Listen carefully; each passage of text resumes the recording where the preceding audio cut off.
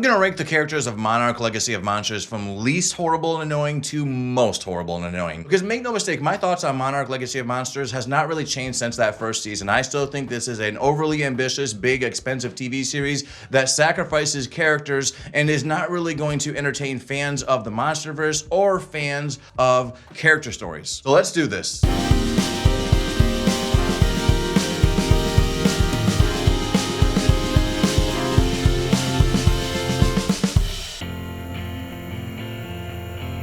Jumping right in, this series features some truly baffling characters. Some of the worst characters I've ever seen in a live-action TV series, particularly in the Monsterverse, which has never been known for having well-written characters, but now, I swear, this show is giving everything that came before a run for its money. Now, interestingly enough, the least annoying character in this series is played by two different actors. That's right, Lee Shaw, played by Wyatt Russell and Kurt Russell. This is the best character in this series. As much as I might harp on this series, I do think it was a brilliant choice to have Kurt Russell and Wyatt Russell play the exact same character at different time periods. It just makes sense. Wyatt Russell is playing a young Lee Shaw, and then Kurt Russell's playing the older version, and they both play their characters a tad bit different from each other. And it totally makes sense because one of these characters is living in a past storyline, and the other character is living in the present storyline, and obviously this guy has been through a lot through the years, and it's going to very much change how he is. Dr. Mora is another interesting character that exists in both the past and present storyline, and as a matter of fact, the difference between Shaw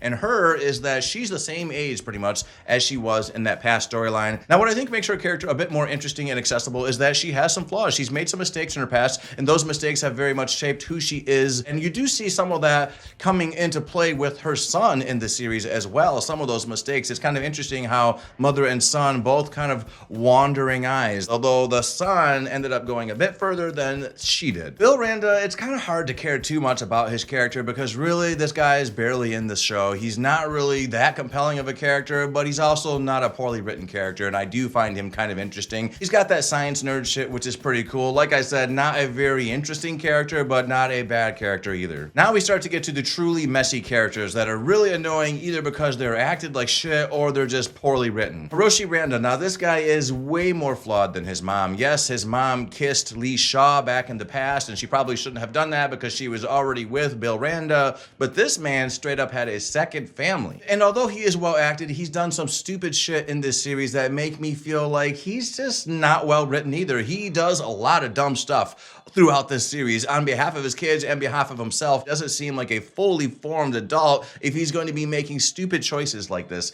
I just think that he's a little bit weaker character. May is a character that I started out thinking was going to be pretty interesting. I enjoy a good hacker, and so I was pretty pulled into the idea of this really cool hacker chick. However, as the series progresses, it's becoming more and more unclear where her allegiances lie. She's got a little bit of wishy-washy shit going on with her, and I overall think that that's just not a good quality. She's like a Temu version of Mr. Robot. Kentaro. Now this character has all the passion of a wet rag. But luckily for him, of the two Randa kids, he is the least annoying. There's just not enough going on with his character. He's not given enough to do. He's not super compelling. I think his acting is okay. He's just overall, he sits on the sidelines. He's like an NPC. Tim, this man, I cannot put my finger on exactly everything I can't stand about him, but there are a couple things and I'm gonna highlight them. First of all, I have a hard time believing that this completely foolhardy man would have any success moving his way up through Monarch as he has in this series. How did this guy get promoted so much? He seems stupid. He doesn't have any of his own ideas. Most of his ideas come from others.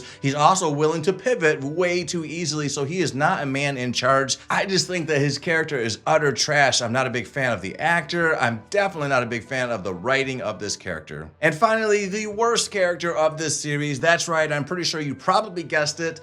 Kate. Well, if this girl wasn't really stupid and irritating in season 1, she has definitely become that in season 2, and spoiler alert, she was in season 1 as well. As a matter of fact, most of the stuff that went wrong in season 2 started because of this girl. Why does she do such stupid shit? She's had a lot of trauma. She should be really relatable. I should really care about her because she had a father that had a second family, so there is some trauma going on. I do feel bad about that with her, but her character, she's just not written well. She comes off as super super, super snotty. She is irritating. She is very stuck up. I don't know how they managed to make a kid with trauma come off this annoying, but they did a goddamn good job. I'm honestly still trying to figure out if I'm supposed to be rooting for Kate or not, because at this point, I'd be totally fine with Godzilla stepping on her. And that's it. That's the rankings of the worst characters in Monarch Legacy of Monsters. This is a series that very much wants to pull you in with some of these special effects. Apple TV honestly has had some amazing sci-fi, like some absolutely